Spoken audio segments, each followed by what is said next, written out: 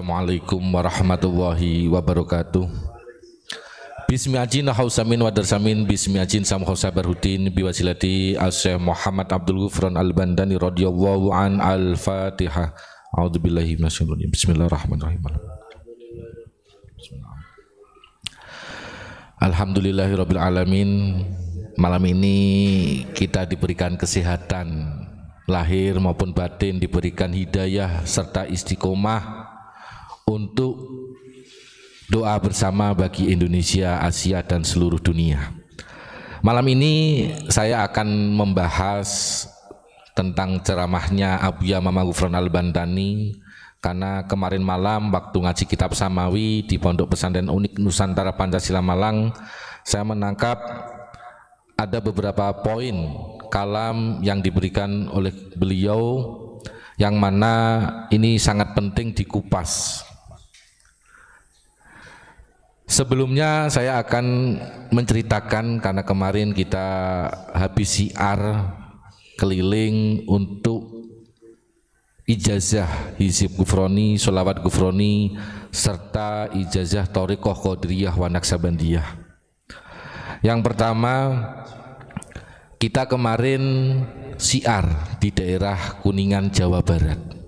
Nah, di situ alhamdulillah kita sore sampai di lokasi dan begitu antusiasnya masyarakat bisa menyambut kedatangan Abuya Mama Ghufran Al-Bandani radhiyallahu an. Nah, yang saya bahas di sini adalah ketika kita pulang kemarin kita dapat kabar bahwasanya Gus Solah yang Sahibul Bait itu habis ditelepon oleh oknum Habib. Nah, pada intinya ini diintimidasi.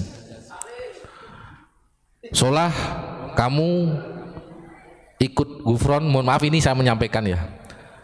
Solah, kamu ikut Ghufran atau ikut saya? Kalau kamu ikut saya besok datang, kalau nggak salah jam 8 atau jam 9 pagi, tadi pagi ini. Kalau kamu tidak datang, maka saya putus hubungan dunia dan akhiratnya. Nah, ini kan termasuk intimidasi yang sudah berjalan di masyarakat Indonesia yang tidak pernah dipublikasikan. Karena ini kejadian fakta ini.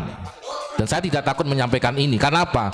Kita pada saat ini dijajah oleh orang-orang pendatang yang mana kiai-kiai pribumi, kiai-kiai kampung yang sudah ingin mengambil sanad keilmuan yang betul-betul dari sanad ulama Nusantara, kenapa malah mau ditenggelamkan? Kenapa diintimidasi, bahkan sampai diancam? Ini fenomena yang terjadi di Indonesia pada saat ini.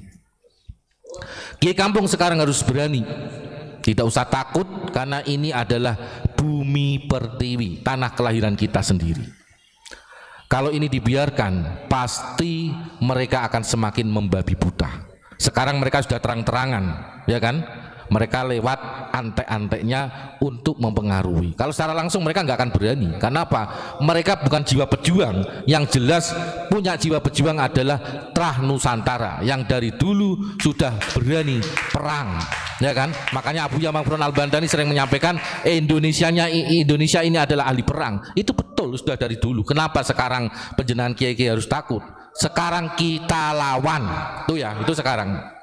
Ini untuk disampaikan kepada kiai-kiai kampung semua, jangan takut, karena masih banyak yang ditekan, diintimidasi. Kalau nanti melawan akan diintimidasi, ditekan ataupun bahkan diancam. Jangan takut kalau nanti pondoknya sepi. Justru kalau jenengan diam, nanti penjenengan pondoknya akan sepi betulan. Kenapa? Mereka akan mengoper alih, ya kan? Sekarang sudah banyak yang mengakui sanad silsilah, ya kan, sanad keilmuan, semua diakui. Kalau sekarang jenengan tidak berani menunjukkan taringnya, tidak berani meneruskan perjuangan leluhur jenengan, wah, Indonesia mau jadi apa? Ini kejadian nyata di Kuningan kemarin habis siar. Ini wajib saya sampaikan biar masyarakat paham. Tujuan kami adalah memberikan edukasi. Kemudian yang kedua, kemarin kita siar di daerah Majalengka. Di daerah Majalengka alhamdulillah masyarakat juga begitu antusias dengan adanya Abu Yamamah Ghufran Al-Bantani radhiyallahu an bisa memberikan tausiah, dan bahkan masyarakat juga menerima ijazah Hizib Ghufrani, Sholawat Ghufrani, bahkan sampai Thariqah Qadiriyah wa Naqsabandiyah. Tadi kami sampaikan bahwasanya di pengajian-pengajian itu, karena kemarin ada statement untuk mendukung Palestina, yang mana sampai sekarang masih banyak ibu-ibu dan anak-anak kecil waktu pengajian itu membawa bendera Palestina. Ini yang kami sampaikan adalah tentang bagaimana kita mengenalkan dulu bendera merah putih, yang mana itu adalah simbol negara kita. Bagaimana bisa menjadi merah putih? Itu adalah perjuangan daripada leluhur, para pahlawan, para ulama-ulama Nusantara, tokoh-tokoh agama, suku-suku yang ada di Nusantara ini. Ini sangat ironis sekali. Lah ini tugas siapa? Lah karena itu posisinya kemarin yang saya lihat tidak hanya satu lokasi, banyak di beberapa daerah yang masih melakukan hal itu. Ini adalah kewajiban di struktural PBNU, ya kan, mulai ranting sampai PBNU, untuk memberikan pemahaman, penjelasan tentang Pancasila, Merah Putih, dan NKRI. Ini pentingnya kita memberikan wawasan kebangsaan.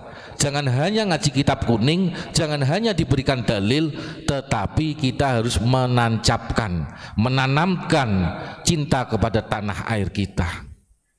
Ini kejadian nyata dan sampai sekarang bisa dicek di beberapa daerah, ya kan?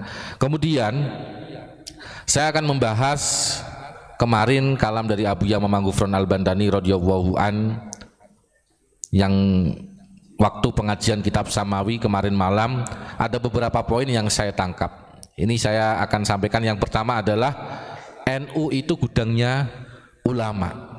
Ulama adalah gudangnya ilmu.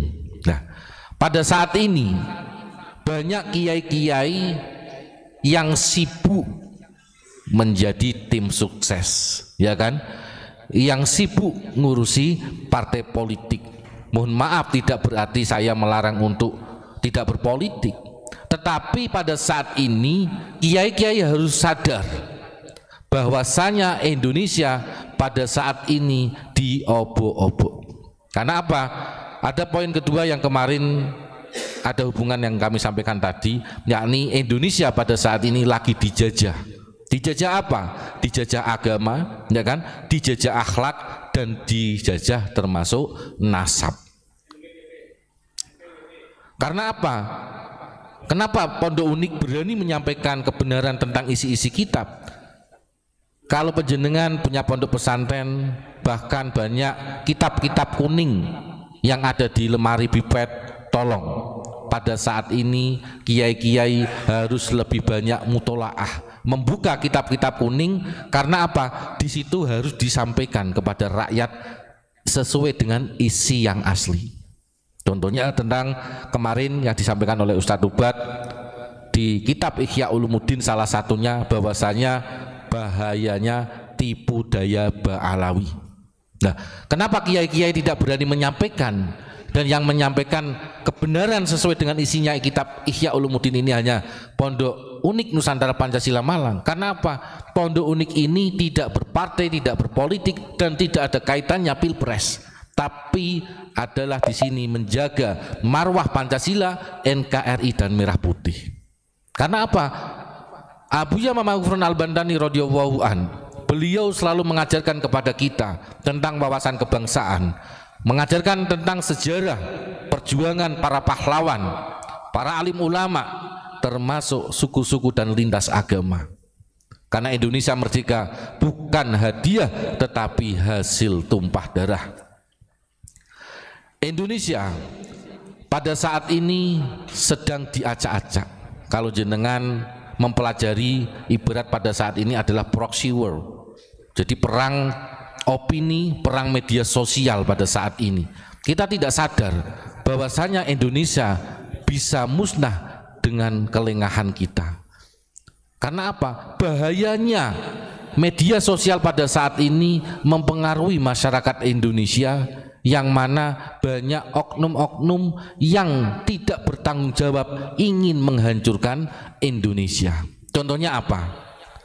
Waktu kejadian 212, dengan adanya media sosial, ya kan, kiai-kiai terlena, banyak rakyat Indonesia, bahkan warga Nahdliyin yang ibaratnya terpengaruh oleh oknum Habib-Habib Yahudi ini yang kurang ajar, ya kan, bahkan mengajak demo melawan pemerintah yang sah. Lah ini kan ingin menghancurkan Indonesia. Kalau dibiarkan Indonesia seperti apa? Maka para kiai-kiai harus memberikan pemahaman kepada masyarakat, kepada rakyat Indonesia, betapa pentingnya satu, mencintai tanah air, ya kan? Yang kedua tentang ideologi. Mereka mengaku Islam, tetapi ideologinya beda dengan ulama Nusantara. Kenapa saya menyampaikan seperti itu? Ya kan? Kan banyak. Contohnya tadi yang tak sampaikan. Ada kasus Gus Solah kemarin kita pengajian di Kuningan, yang mana di situ jelas, ya kan, ada ijazah selain Hizib Gufroni, Sholawat Gufroni, ada Thariqah Qadiriyah Naqsabandiyah. Sedangkan, ya kan, sanad Thariqah Qadiriyah Naqsabandiyah Abuya Muhammad Gufron Al-Bantani dari Syekh Abuya Hasan Armin Al-Bantani. Yang kedua Syekh Asnawi Al-Bantani. Yang ketiga ada Syekh Abdul Karim Tanar Banten. Dan yang keempat sampai Syekh Ahmad Khatib Sambas, sampai kepada baginda Rasulullah SAW. Ideologinya sudah berbeda. Kenapa saya mengatakan seperti itu? Dia mengancam kalau ideologinya sama, logikanya pasti akan mengajarkan seperti yang disampaikan oleh Abuya Muhammad Al-Bantani. Semua guru harus kita doakan, semua kiai-kiai harus kita doakan. Kita bisa sholat, bisa ngaji karena kiai kampung. Kita mati yang mendoakan kiai kampung, yang mensolati kiai kampung, bahkan yang memandikan sampai mentalkin di kuburan kiai kampung, bukan Habib Yahudi yang jenengan andal-andalkan. Nah ini harus disadar bersama pada saat ini. Ideologinya berbeda pada saat ini.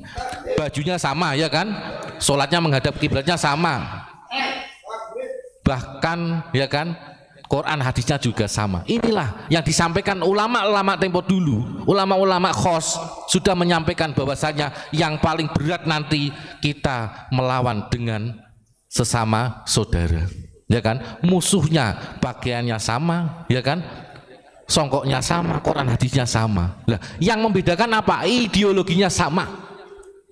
Kalau mereka ideologinya memegang Pancasila, logikanya mereka akan tetap menghormati dan menjunjung pemerintahan yang sah, tidak membuat ruwet, tidak membuat kisruh di Indonesia.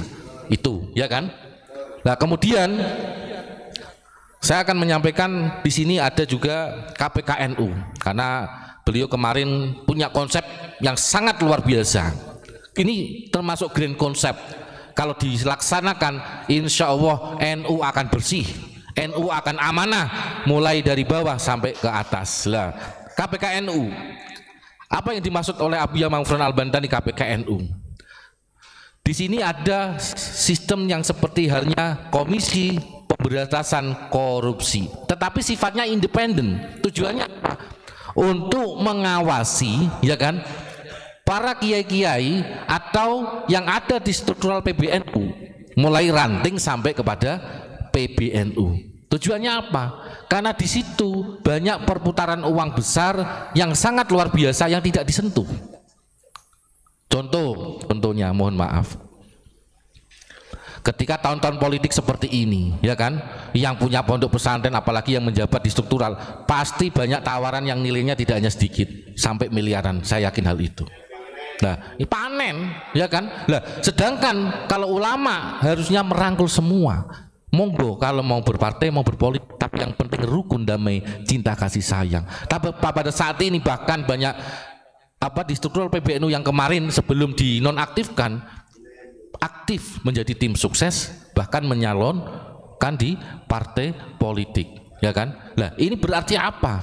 Berarti ada di situ harus ada pengawasan yang namanya KPKNU, tetapi sifatnya independen. Nah, kenapa independen? Contoh, kenapa di Indonesia ini, ya kan, banyak kitab-kitab kuning yang dipegang oleh kiai-kiai kok sampai bocor, ya kan, sampai bocor kitab-kitab yang sudah dirubah oleh Wahabi. Nah, di situ KPKNU di situ bisa mungkin ada divisi atau bagian yang meneliti, ya kan, kitab-kitab yang sebelum beredar di pondok-pondok pesantren diteliti terlebih dahulu. Apakah kitab ini masih asli sesuai dengan karangannya, mu'alifnya, musonifnya, pengarangnya, ataukah ada yang sudah dihilangkan, dirubah, diganti kalimatnya, ya kan, atau dipotong. Nah, ini pentingnya ada KPKNU di struktural PBNU tapi sifatnya independen. Nah, itu penting. Karena apa? NU jangan sampai dibawa ke ranah politik. Kemudian di struktural PBNU kemarin saya tangkap dari kalamnya Abuya Ma'ruf Al-Bantani ada kalimat di pengurus PBNU itu harus mengenalkan Pancasila. Nah, ini penting seperti halnya yang tadi saya sampaikan. Ketika kita di lapangan mosok ada banser yang bilangnya takbir, lah ini berarti ada yang sudah terkontaminasi. Lah ini pentingnya di struktural PBNU, ya kan, mulai ranting MBC, PCNU, PBNU sampai ke PBNU harus mengenalkan tentang Pancasila, Merah Putih dan NKRI. Kalau tidak mau melakukan hal itu lebih baik mundur. Karena apa? Ini penting untuk kebangsaan. Karena NU sifatnya harus menjaga keutuhan NKRI. Ya. Untuk menjaga NKRI. Kita harus ingat kemarin Abuya menyampaikan, kalau tidak ada Pancasila tidak ada Indonesia. Kenapa sampai ada Pancasila? Di situ ada ulama-ulama Nusantara yang sudah berjuang bahkan menaruhkan nyawanya demi bangsa Indonesia ini. Termasuk contohnya bagaimana Geger Cilegon, ya kan, 10 November Surabaya, di Malang juga ada banyak kiai-kiai, dan semuanya ini kebanyakan kiai-kiai ahli Thoreko, Qadiriyah, wa Naqsyabandiyah. Kita harus bangga dan bersyukur karena apa? Menjadi muhibbin, muridin, mu'taqidin dari Abuya Ma'ruf Al-Bantani karena pemegang estafet daripada Thoreko, Qadiriyah, wa Naqsyabandiyah. Ini yang harus dikenalkan kepada masyarakat. Nah, saat ini ada orang-orang yang tidak jelas mengaku, ya kan, sebagai pemegang amanah di Jatman. Lah, ini harus dioper alih lagi kemana? Harus dipegang kiai yang sanadnya Thoreko, Qadiriyah, wa Naqsyabandiyah. Tidak boleh ada Habib Yahudi. Berbahaya. Berbahaya ini. Harus dipegang oleh kiai ahli Thoreko, Qadiriyah, wa Naqsyabandiyah. Karena Jatman yang mendirikan adalah kiai-kiai Thoreko, Qadiriyah, wa Naqsyabandiyah. Indonesia jangan ditipu, rakyat jangan ditipu. Kita harus berani menyampaikan kebenaran. Ini tentang Jatman ya, mohon maaf. Harus diambil alih lagi ke kiai Thoreko, Qadiriyah, wa Naqsyabandiyah. Kemudian di sini juga ada yang saya tangkap kemarin adalah proxy war yang tadi saya kupas sedikit. Jadi pada saat ini dengan adanya media sosial ini perangnya kita sekarang tidak langsung berhadapan langsung, kita dijajah lewat agama. Contohnya apa? Kemarin sudah pernah kita bahas, ya kan? Sampai kenapa saya menyampaikan di sini ada proxy war lewat media sosial, ya kan? Ada namanya salah satunya Habib Alwi Assegaf menyampaikan sholawat badat diharamkan, tidak boleh masuk ansor banser termasuk Islam Nusantara. Ini kan goblok, ini kurang ajar ini, ya kan, betul enggak? Lah, kita harus lawan sekarang ini. Karena apa? Kita sudah dijajah agama, ya kan? Sholawat badar ini hasil karya ulama Nusantara. Ulama Nusantara mau ditenggelamkan mereka semua. Kita harus songkok hitam. Kita tidak usah menyampaikan saya orang Indonesia, anamin Indonesia, nggak usah. Kita pakai songkok hitam ini. Laskar-laskar yang ada di Mekah Madinah pasti sudah menyampaikan Haji Indonesia ta'al, Haji Indonesia bajus, ya kan? Ada Haji Indonesia, wah luar biasa. Ini sudah menjadi ikon, ya kan? Songkok hitam ini adalah songkoknya Nusantara. Songkok Nusantara. Ini tentang bagaimana kita menunjukkan identitas, ya Pak Imron ya. Baju juga sama Pak Imron, jangan pakai sok-sokan jubah kayak Batman. Nah, kita harus kembali ke Nusantara. Kiai-kiai dulu kita pakai sarungan, ya kan, pakai batik, ya kan. Nah, kita harus bangga dengan Nusantara. Nah, apa yang disampaikan Pak Imron, monggo. Ini Gus, ketika disinggung tentang Ba'alawi sudah mulai ada yang terkontaminasi. Kenapa? Perlu digarisbawahi bahwasannya ketika kita menyampaikan ini banyak perkara yang sudah diputarbalikkan dan ini disuguhkan kepada anak-anak kita, kepada cucu-cucu kita. Apakah kita akan rela ketika anak-anak kita tidak tahu daripada leluhurnya? Ketika dikatakan memutarbalikkan sejarah, seakan-akan yang syiar di Indonesia itu adalah golongan Ba'alawi. Apakah ini kurang jelas kalau memutarbalikkan fakta? Sejarah yang sudah ada itu di Mojo Agung, Mbah Sayyid Sulaiman, di Troloyo Mojokerto Trowulan Mbah Sayyid Jumadil Kubro. Sekali lagi bukan Habib dari zaman. Apakah kalian rela ketika anak-anak kita tidak tahu leluhurnya yang menyebarkan Islam di Nusantara? Masih kurang jelas? Masih aja kamu bela dan kamu anggap kita memprovokasi. Siapa sih sebenarnya yang bikin rusak? Ulama-ulama kita bukan takdim kepada umaro, tapi bekerja sama dengan umaro. Ketika menyampaikan pendapatnya, maka yang terlebih dahulu disampaikan dengan bil hikmah. Ingat sejarah, bagaimana hubungan Pak Karno dengan Mbah Hasim, bagaimana hubungan Pak Karno dengan Abu Yamama Armin. Tidak ada kalimat sumpah serapah yang disampaikan oleh ulama-ulama kita.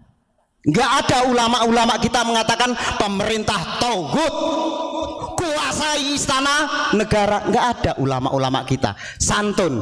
Apakah ini yang akan kita contoh yang tidak mempunyai adab? Dengan mengatasnamakan agama tapi akhlaknya nol besar. Itu bukan orang Nusantara.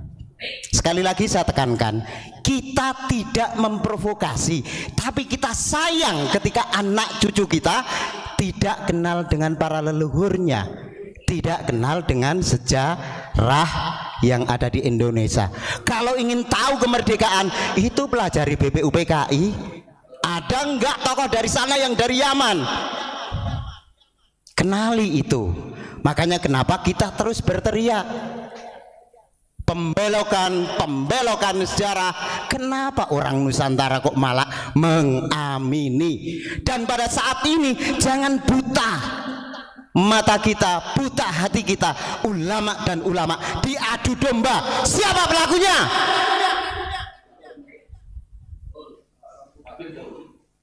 Adakah ulama kita mengadu domba? Enggak ada. Jangankan antar ulama, kepada non muslim didekati dengan lintas agama, kasih sayang yang dibawakan. Hari ini mengaku untuk mensiarakan agama, jangankan kepada non muslim, sesama muslim dikafirkan. Kemana kalian?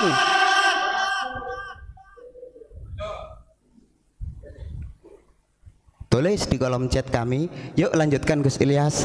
Saya tak ngerokok dulu. Biasa. Ya, terima kasih. Saya akan ini membalas komentarnya ini ya. Saya menanggapi. Jadi ada dari Ridwan 212, mohon diralat bos, tipu daya Ba'alawi emang sudah menipu apa kepada Indonesia? Loh, kalau saya sebutkan banyak, mulai Sabang sampai Merauke, ya kan? Penipuan apa? Banyak sekali sejarah. Lah PKI tanya siapa? DNA edit itu dari Habib Yahudi itu ya. Cuma mereka tidak mengakui, ya kan? Kenapa target saat itu kiai-kiai NU khususnya yang ditarget dibunuh? Kenapa tidak ada Habibnya sekali, sama sekali? Mohon maaf. Ada enggak waktu zaman PKI Habib yang mati dibunuh? Tidak ada, semua targetnya kiai-kiai NU semua. Loh, sadar bos, sadar. Kamu itu orang Indonesia, jangan jadi budaknya Habib Yahudi. Nah, kemudian kenapa saya menyampaikan lagi, ada yang namanya Ki Ageng Penjawi yang kami sampaikan kemarin. ya kan, petilasan yang di Banjarnegara. Alhamdulillah saya ngoceh, ya kan, malamnya saya ngomong, besoknya langsung dibersihkan, dicopot semua itu. Karena apa? Dibalawikan. Nah, sampai kemarin Pak ada kabar juga Empu Supo, ya kan, iparnya Sunan Kalijaga ini pembuat keris Pak. Empu Supo itu dibalawikan. Menurut Pak Imran kumaha, ya kan? Apa ada di orang-orang di sana itu buat keris? Kalau enggak orang Nusantara. Dibalawikan gedeng nih. Ya enggak ada orang keturunan sono dengan predikat empu, itu enggak ada. Begitu berusaha untuk memutarbalikkan sejarah, Ki Ageng Pemanahan itu penasehat, kok diberikan predikat Panoto Gomo. Loh, ini orang kalau nggak tahu sejarah tentang Nusantara berusaha mencampur adukkan sejarah. Moco dhisik, kalau Anda mau ngomong khilafah Indonesia dari dulu sebelum merdeka sudah ada kesultanan-kesultanan. Malu atuh ke orang Indonesia, sudah dalam ilmunya. Oke, Gus Ilyas gimana, dilanjut? Ya, ini kan tadi saya sampaikan, kalau membahas masalah tipu daya Balawi sangat banyak sekali. Contoh Amalia NU ya, ini tolong, ini himbauan dan ini masukan kepada semua kiai-kiai yang ada di Indonesia, tolong kembali lagi kepada Amalia NU.